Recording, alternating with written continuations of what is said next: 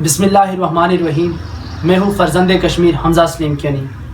3 جنوری 2020 کو ایران کی القدس بریگیڈ کے سربراہ میجر جنرل قاسم سلیمانی کو بغداد میں امریکی ڈرون حملے میں ہلاک کر دیا گیا، جس کے بعد ایرانی قوم میں شدید غم و اضطراب پایا گیا.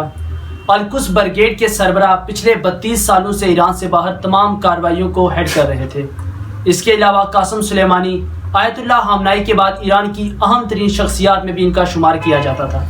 میرے ساتھ آج موجود ہیں جامعہ نمل کے انٹرنیشنل ریلیشنز کے طالب علم سردار عمر اکبر. بہت شکریہ عمر، آپ نے مجھے وقت دیا.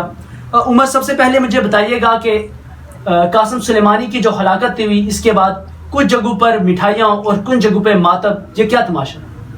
بہت شکریہ حمزہ سلیم کینی. جیسا کہ آپ کو بھی پتا ہوگا کہ مختلف نظریات کے لوگ ہمارے یہاں پائے جاتے ہیں، مختلف آئیڈیالوجیز ہیں اور لوگ اپنی اپنی اینک سے چیزوں کو دیکھتے ہیں.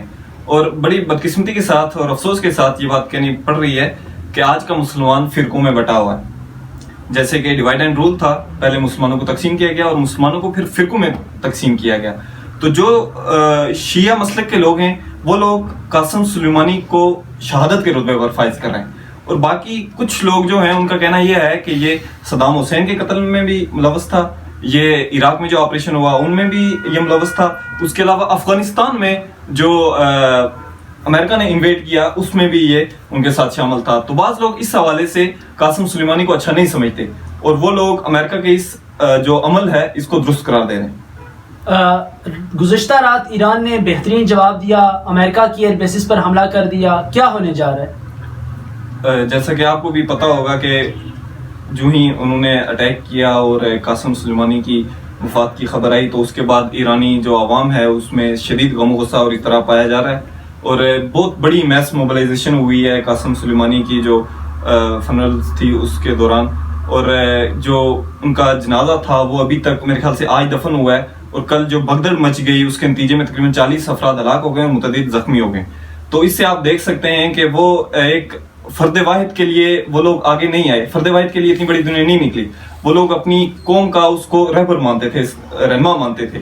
اور آپ کو یہ بھی پتا ہوگا کہ جو ایرانی جو کونسل ہے، ڈیفنس کونسل، انہوں نے ایک میٹنگ کیا اور اس کا اعلامیہ انہوں نے جاری کیا. اس میں انہوں نے یہ بات بتائی ہے کہ تقریباً 13 طریقوں سے ہم لوگ واپس ریٹیلیٹ کرنے کا سوچ رہے ہیں. ہماری کونسل ہے اس میں جو بات چل رہی ہے کہ 13 طریقوں سے ہم ریٹیلیٹ کر سکتے ہیں، اور انہوں نے یہ بات بھی واضح طور پہ انہوں نے یہ بات کہی ہے کہ جو ہمارا سب سے کم رد عمل کا طریقہ ہوگا وہ بھی امریکہ کے لیے بھیانک خواب تصور ہوگا. تو میرے خیال سے جو ایرانی قوم ہے وہ اپنے جو انہوں نے قتل کا کچھ نہ کچھ بدلہ ضرور لے گی. ایران کا یہ جواب اور صدر ٹرمپ کا یہ کہنا تھا کہ ہمیں ایران کو تباہ کرنے میں کوئی زیادہ وقت نہیں لگے گا. تو کیا ہم مشرق وسطیٰ کے ذریعے کیا دنیا تیسری جنگ عظیم کے دہانے پر کھڑی ہے؟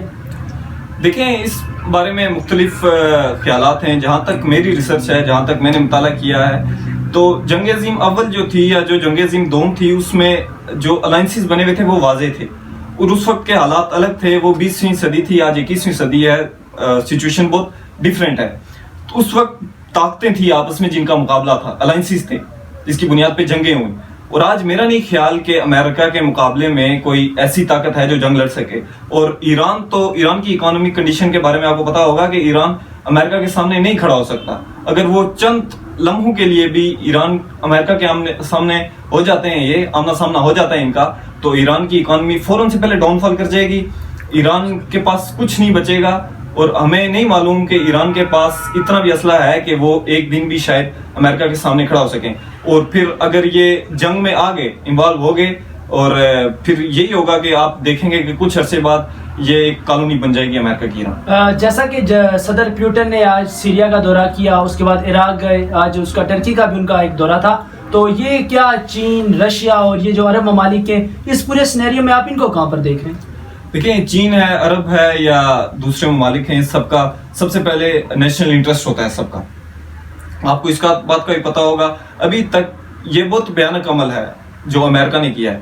یہ کوئی اچھا پیغام انہوں نے نہیں دیا دنیا کو قاسم سلیمانی کو مار کے، لیکن ابھی تک امریکہ، رشیا اور چائنا جیسی طاقتیں جو ہیں جن کو ہم ایمرجنگ پاور کہتے ہیں، ان کا بھی کوئی واضح پالیسی بیان سامنے نہیں آیا، کیونکہ انہوں نے اپنا نیشنل انٹرسٹ دیکھنا ہے. وہ امریکہ کے خلاف نہیں جا سکتے.